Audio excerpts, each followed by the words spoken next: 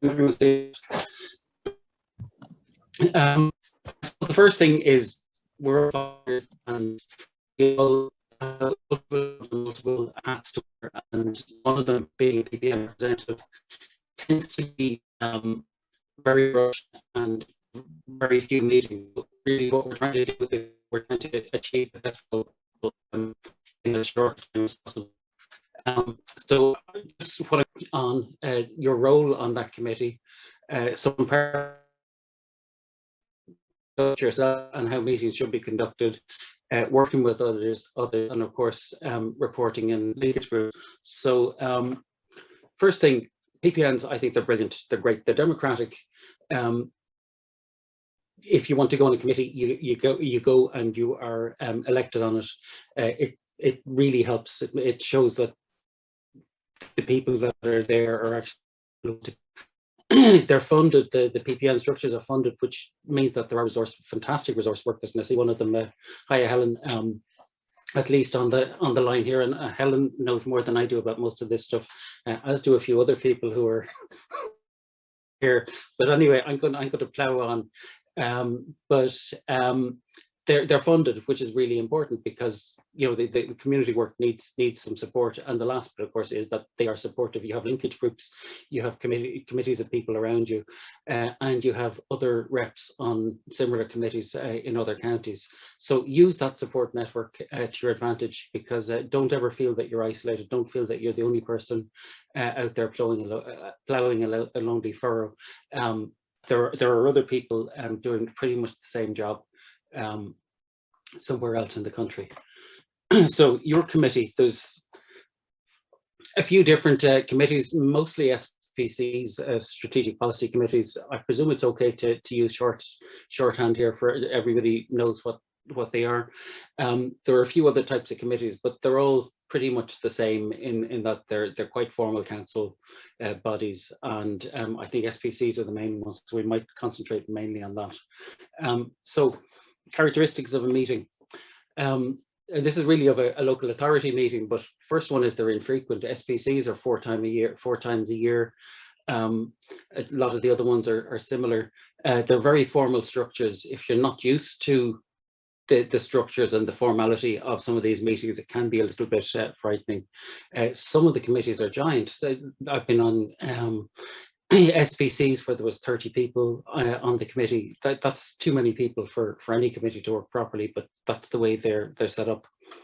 The procedures can be a bit mad until you get used to them, and even then when you get used to them, they're still mad, but that's something that is established over time and something you have to work with.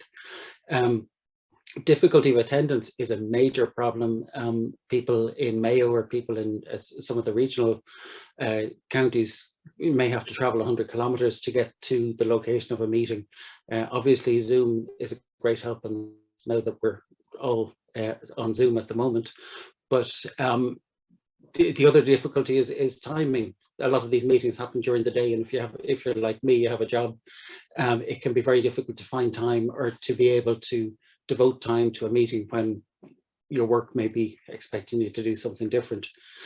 During the meeting, a lot of time can be wasted or seemingly wasted with presentations or speakers of stuff that it just seems to be in there to fill time, and that's something we'll talk about dealing with.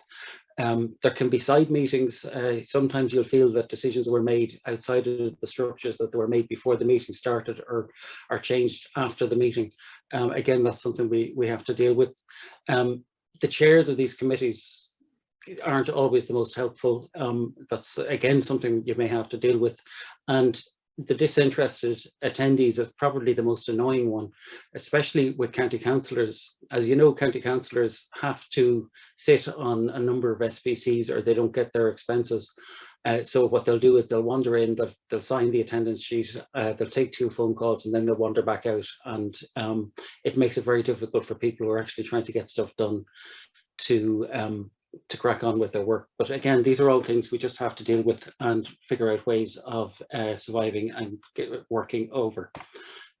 So the meeting, I suppose the first question before you go into a meeting is you need to ask yourself, why are you there? And if you look at the picture there, you can try and spot which person shouldn't be at the meeting. But preparing for the meeting, first of all, you need to know what the actual committee or the meeting is about. And I know this sounds a bit like the bleeding obvious, but it's something that you have to remember and you have to think about. If you're on a strategic policy committee for transport, there is no use in trying to bring up childcare. It's just not going to work, and vice versa. Secondly, why do you want to be there? You're giving up your time. You're there for a reason, more than likely because you're representing your PPN or you're representing a community, and you need to remember why you're there. And then think about what you want out of your work on this committee. Where do you want to be in 1 or 3 or 5 years? If you're there advancing a cause, how are you going to do that? What would you like to achieve by when? And what is the specific impact that you or your group can make? Again, you have to be reasonable and you have to think about the committee and what you can actually do. Most importantly, on pretty much all of the PPN committees, you should have a linkage group. If you don't, you need to talk to your PPN Secretariat, but there should be a linkage group there to support you and also to give you their advice and their opinion, because you're there to represent your community, not yourself. And the last one is, are you the right person? Sometimes you may find that you can't physically attend, or you can't make the time, or the time doesn't suit you, or you find it too difficult to work on some of these committees. Don't be afraid to say, no, I can't do this, somebody else should. You know, the important thing is that the community is represented on these committees. So there's very few spots for the community. So make sure that the best people are there, and the best people, you know, are the people who have the time and the energy and the ability to do this. So some more preparation, and this is before an individual meeting. Read the agenda and read it a week in advance if you can, and the same with the documents. You need to know what's going to happen at the meeting, and you may have to respond or react to certain things. The leader company meetings, I'm on the Dublin rural leader. We have massive documents before the meeting, but they ask that any comments that you have or any questions that you have to be put in a couple of days before the meeting, so that they had the Secretariat has time to prepare a response for you. So you don't want to get caught out. Get yourself prepared, make time. If the meeting is next Thursday, you know, make some time this Thursday to prepare for it.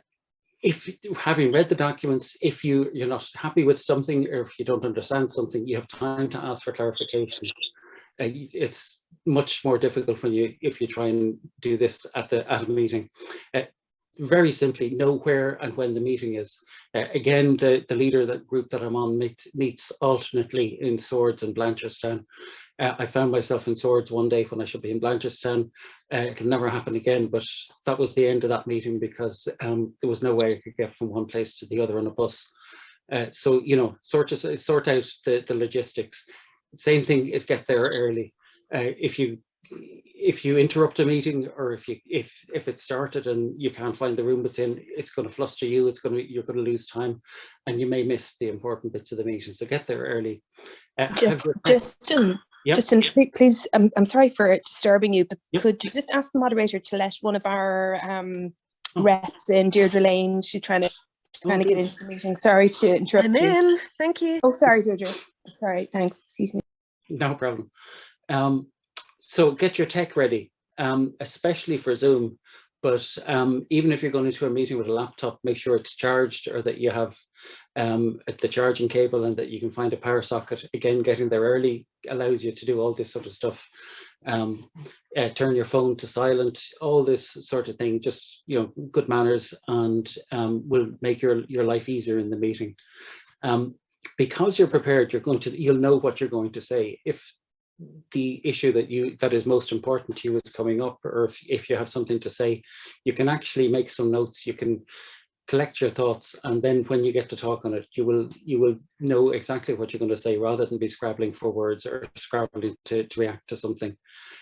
If there's important votes, you should have, at this stage, you should have allies on the committee, you should have other people that you work with, and your linkage group, so you know which way you're going to vote, and you know how you're going to discuss your cause. Oops. So don't forget that Zoom meetings are still meetings. People tend to forget about this, and everything is on Zoom at the moment, or Teams. The same rules for meetings apply, but there's a few new ones. You need to learn how to raise your hand and give reactions.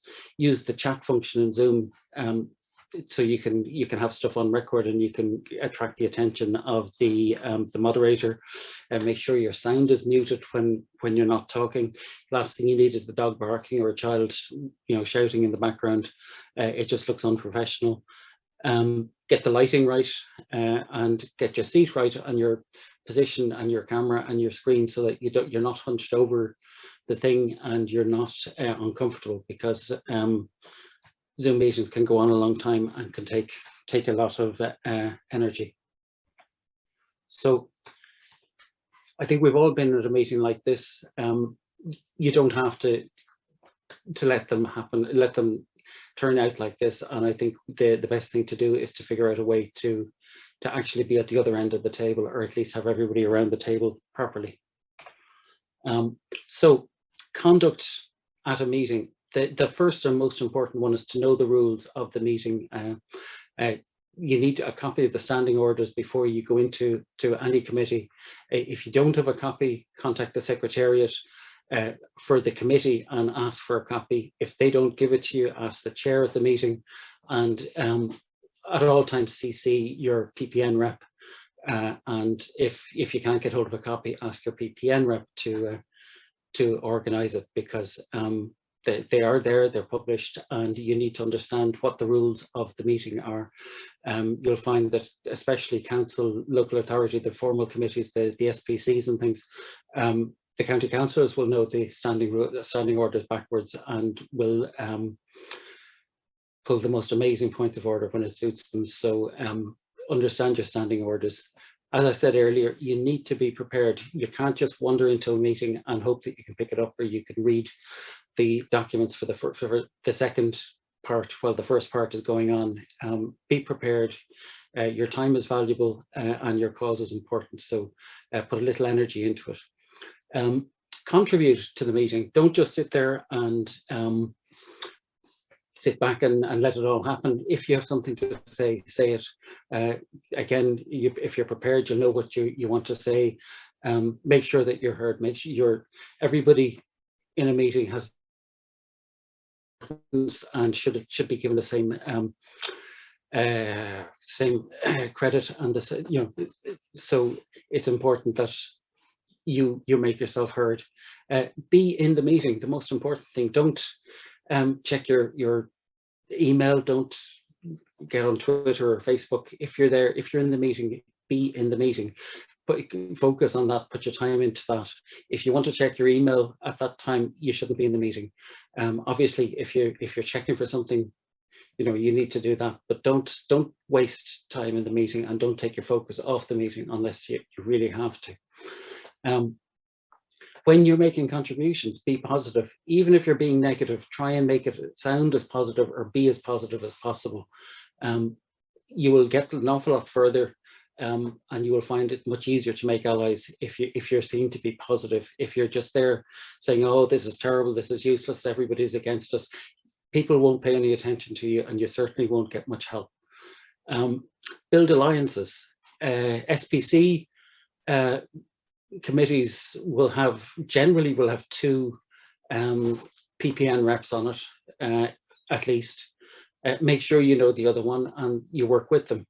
There will be other people on pretty much any committee. There will be people that are natural allies of yours. So get to know those people and work with them. If there's a vote going on, and again, you'll know this from the standing orders, and especially on LCDC committees, there are rules around the number of people who can vote and the the number of people have to be there to vote. Understand this, work with your allies to make sure that votes are effective, or that, and even just backing up your points. You know, you need people to support you, and you need to support them back.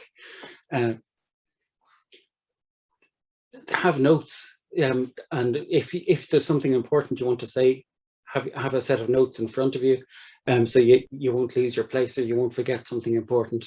And the very last point, of course, is take notes, so you will remember what happened, especially what other people said, and decisions that were made, because they don't always make it into the minutes. And if it's important, you want to have a note yourself, so you can remember what happened.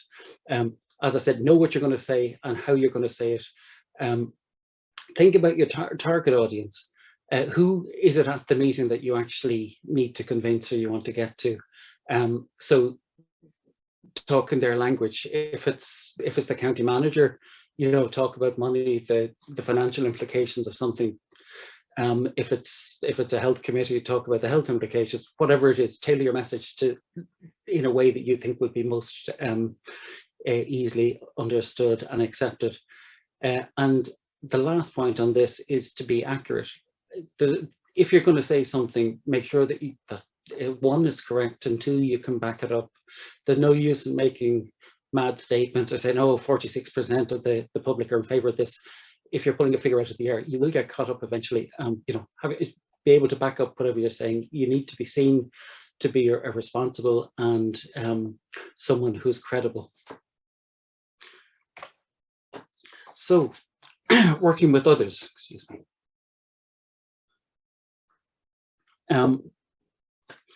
When you're at the meeting, even at the bits that aren't important to you, watch what's going on, watch the way people are working together, watch who is working with whom, learn the dynamics of the meeting. You'll see that certain people talk an awful lot, but especially county councillors, you know, they all feel that they have to have their statement out there on the record, but they don't actually say anything other than mention the name of the area they represent. But there are other people who will actually make important points and will be listened to. So, you know, learn who's important, learn who isn't important, watch the contributors and the contributions. You may be able to find a champion for your issue. I was at an LCDC meeting a while ago.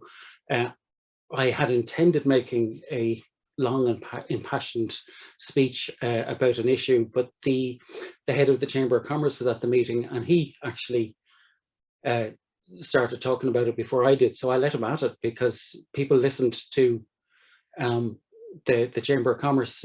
He certainly had a lot more weight than I did, and I was able to back up slightly. But it's important, you know, you might not be the right person to be the champion, and you may be, you know, but see if you can find a champion, see if you can get somebody else to support you. This is back to building alliances. There, as I said, there will be natural allies on the committee, and there will be people you might not realise are allies to your cause.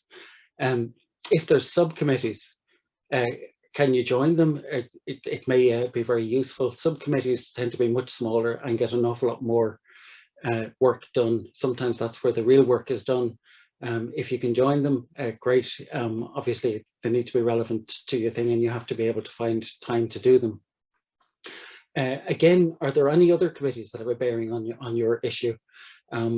SPCs often share issues over a couple of SPCs. Maybe you can work with the PPN rep on another SPC to attack a problem from both sides. There may be, it might be a national issue.